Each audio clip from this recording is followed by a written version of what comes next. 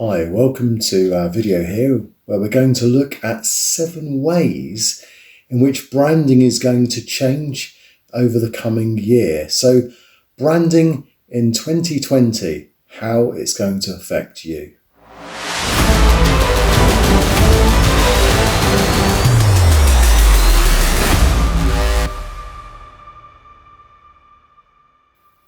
Hi, I'm Zane from Zanet Design. I help small businesses and entrepreneurs develop their website so that it grows and makes your business grow on the internet. Now, if you haven't subscribed before or if you've not seen any of my videos, then by all means have a look, subscribe down below and make sure that with the alert bell as well that you get to see when the next update of my video is. So hopefully that will help you to develop your website as your business grows. Now, just thinking for a moment about branding in the year 2020, what changes can you expect in the coming year? What things are designers doing that's going to set your website apart from others? And what's needed to do to help them to develop when it comes to being even more mobile friendly? So today I'm going to look at 7 ways in which branding your website ready for 2020 and how it's going to help it grow so that it's accepted, works well on all sorts of devices and will really benefit your business. And also look out for point number 4, which is a favourite of mine, one that you may not have considered but certainly will be big in 2020. So look forward to looking at how we can improve the branding in the year 2020 for your website. So we're looking at branding in 2020, and this should be a really exciting year, really, as things continue to move further towards supporting mobiles and the benefits there. One of the things we're going to see, no doubt, is asymmetrical designs and animations, videos, and things like making a website or an app even more mobile friendly and fast loading as well. So those are some of the trends that we're going to cover in this prediction of what things we're expecting to see to be identified as affecting your brand in 2020. But just first of all, it's worth just saying or noting what brand is, because brand is a very vague area. So looking at this chart, you can see that brand kind of comes away from a central area, and we often think of brand or your brand as being the brand identity, but brand identity is much more about the website, the logo, the style sheet, the various areas that make up your identity. But the brand itself is more about what others think about your particular brand, their view. So the logo is often the most important part of branding. But it's interesting what the Amazon CEO says. He says your brand is what people say about you when you're not in the room. I think that's a really good way to view things. So we're going to look at 7 ways then that you can affect your branding, but particularly branding for 2020. So looking for the year ahead now, what things are going to be changing? What things do you need to consider if you're looking at redesigning your website? So the first one is all about colour, really, branding with colour, but not the bright colours that perhaps we've been used to.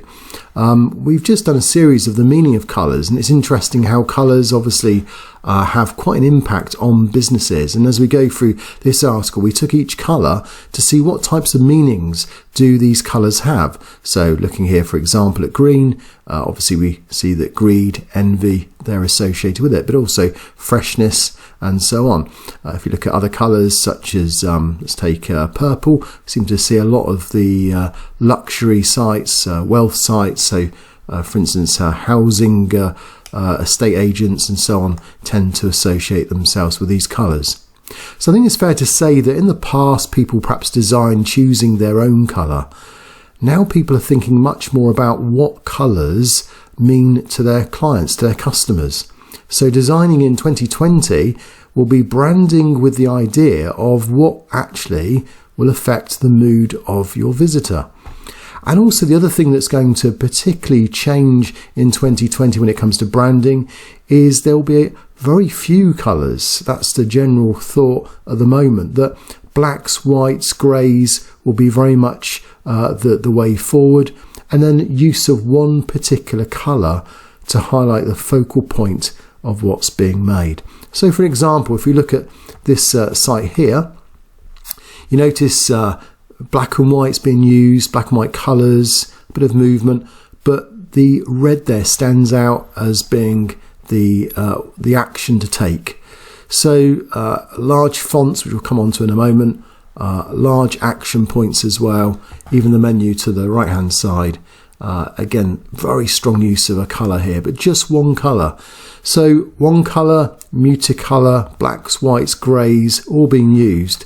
It's an incredible, powerful way to make sure that people are aware of exactly where to turn to, where the direction is when it comes to their focus.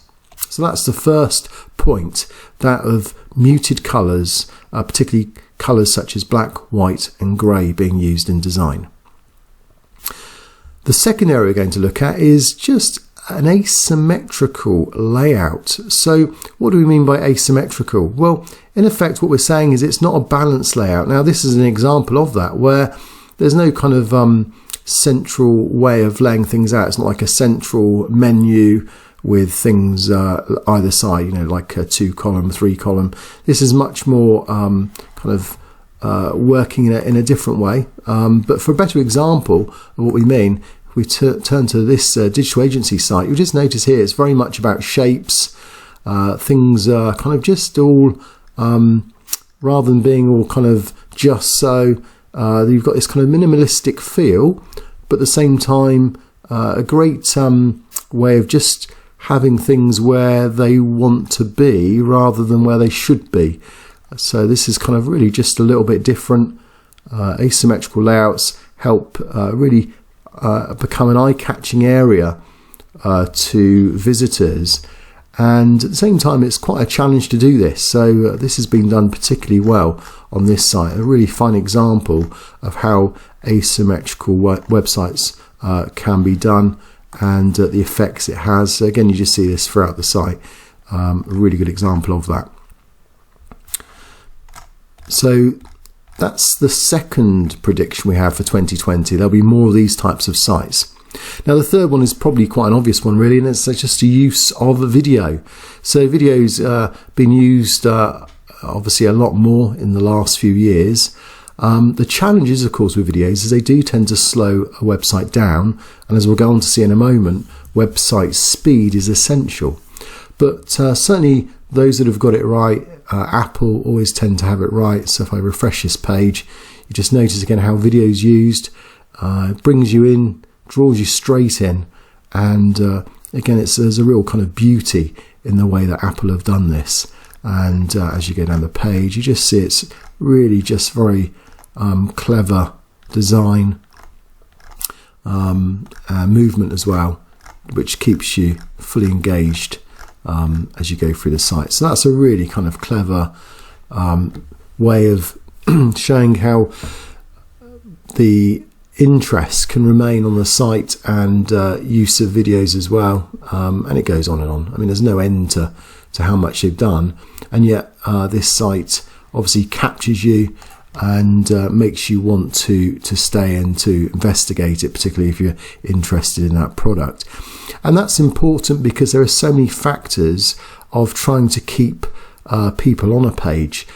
Google and other search engines certainly rank the factor of how long someone stays on a website page. So we talk about dwell time, bounce rate, time on the page. All these are areas where Google is gauging how informative the web page is. Now, if there's video to watch as well and there's animation, then that is going to keep people engaged, and therefore Google will see that as an exceptionally important page, and it will affect obviously the rankings. It will improve on the ranking. So that will certainly be a new trend, I think, in the coming year ahead, 2020. You'll see more and more use of clever videos and mini animations. They say that 96% of users watch videos to find out more about products as well. So certainly product pages will be using that. Now the fourth area, which is one that really I find quite interesting and surprisingly hasn't been used to any great degree yet from my knowledge, is we talk about mobile friendly websites, but this is talking about being responsive to the thumb. So a thumb friendly navigation. Now what do we mean by this? Well, I've put some graphics together. Here's someone with a left hand as they hold their phone. But if you see the stretch of the thumb, you'll be amazed of how many people hold their phone in their hand and then use their thumb to navigate everything. But you'll notice here that the stretch only goes to a certain point, and the same down here. So there's an area here for a left-handed person that can be reached by the thumb, but the area here is at a stretch and here is an impossibility. Now interesting, often navigations and buttons are just put on a mobile friendly platform or a responsive web layout, but they don't always consider whether the thumb could be reached. Now if you're right-handed, that's how it'll appear, and actually for most of my websites I tend to design for a thumb friendly area for a right-handed person.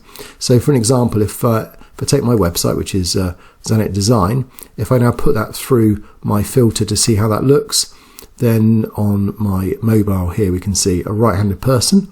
So this is where I'm inviting people to get a free quote. So that's right smack in the middle for either a left-handed or right-handed thumb. But the other thing as well is to navigate. I have my menu and I've put it on the right-hand side. So for most right-handed people that would be easy to get to.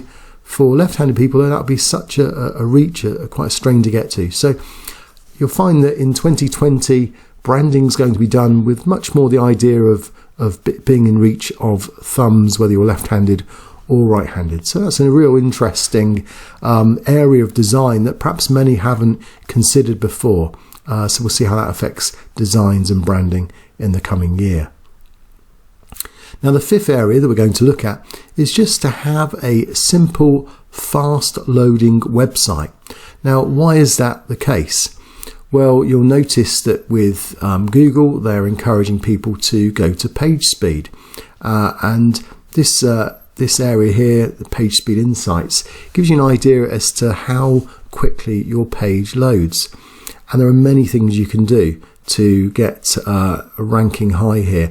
Now, I thought I was doing really poorly. My mobile gives me a score of 26 and my desktop a score of 54, and I really do need to improve the speed on those two things. And there are things you can do, and there are things that perhaps take more effort, but certainly optimizing it when it comes to images, that would work, and how certain scripts are served as well. But what was surprising was so the score of 26 and 54 I thought was quite poor. So I then decided, well, Google will know how to score well. So I went to Google's website, did a run on that, and they were as bad as me. 27 on this one for a mobile and 83 for desktop.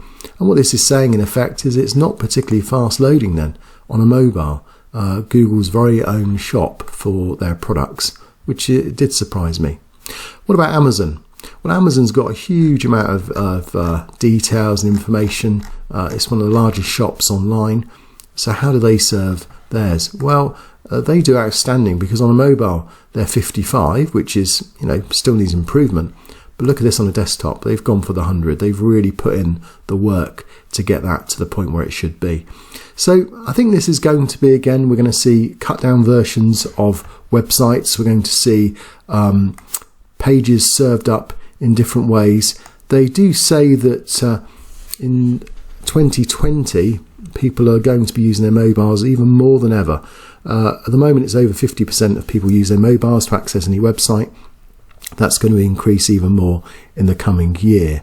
And loading times are viewed by search engines and are also viewed by users as essential. They say that if a web page hasn't been served on a mobile within 2 seconds, then people will move away. In the case of this mobile, we see it was 2.1 seconds before something was actually useful to view.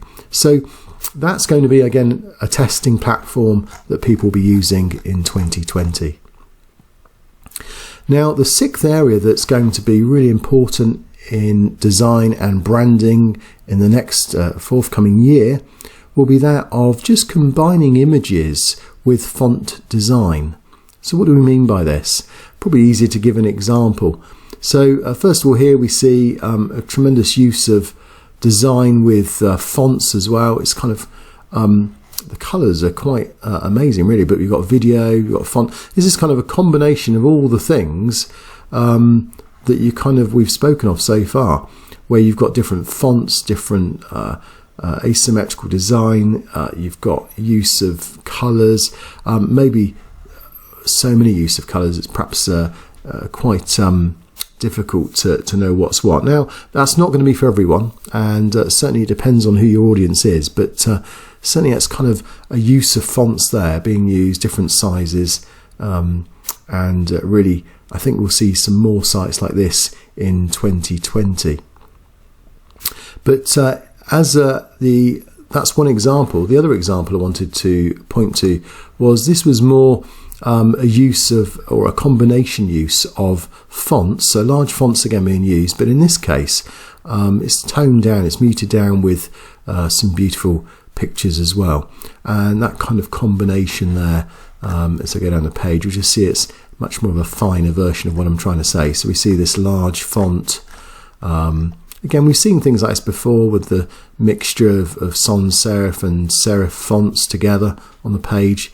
But this is very much, again, we'll see this type of thing in 2020, slightly muted colours as well. But that's much more of a refined version of what I'm trying to say. So they're quite extreme, these two, when you put them together. But they're both doing a similar thing. They're using fonts as part of the design and part of the branding as well, particularly in this case here with the art logo. And for the final area, the seventh part of what we would consider as being the way in which branding will go in 2020 is there may be a chance that it'll go back to much more of a nostalgic view of the past. So again, to perhaps set websites apart, they're going to now start going back to perhaps some older ideas again when it comes to design.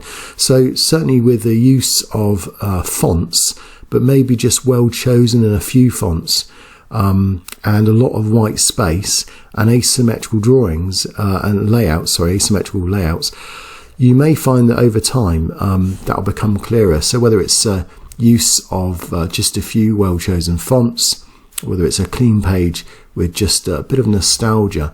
The type of nostalgia we're referring to today, this type of thing here. So this is, let's just refresh this. And you notice that this is like a magazine style. It kind of reminds me of a kind of a modern type of nostalgic art as well. But just notice how it's been really well done. A combination of simplicity and yet kind of a bit of a nostalgia in there as well with the faded colours. So this kind of combines a combination of really everything that we've mentioned. A combination of just one or two toned down colours. You've got the blacks and the whites and the greys. You've got a bit of nostalgia in the way it's being designed. You've got a combination here of the sans serif and the serif being used as well on the headings.